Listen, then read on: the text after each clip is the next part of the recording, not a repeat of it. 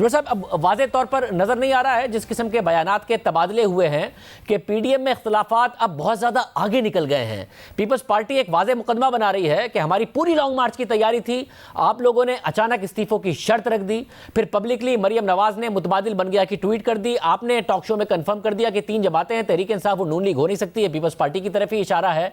फिर जैसे ही गिलानी साहब हारे, तलाल चौधरी साहब ने कह दिया कि बिलावल साहब न्यूट्रल का मजा आया। तो ये आप लोगों ने किया है, जो कुछ हुआ है वाज़े मुकदमा आपकी तरफ बना रही है पीपल्स पार्टी।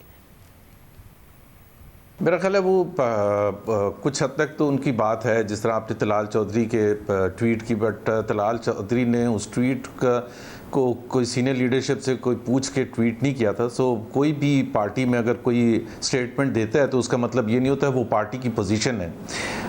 26 मार्च के हवाले से पीपल्स पार्टी का मौक़िफ़, लॉन्ग मार्च के हवाले से अब वो बिल्कुल ये तो कह रहे हैं कि जी हमने होटल बुकिंग वगैरह भी कर ली थी, लेकिन जो मार्च की तैयारी होती है वो उन्होंने हमारे ऊपर ही छोड़ी थी, बिकॉज उन्होंने कहा था जीटी रोड पर तमाम तमाशा होगा और पंजाब में जाहिर है PMLN सबसे बड़ी पार्टी है, वो हमारे ही से एक्सपेक्ट कर रहे थे।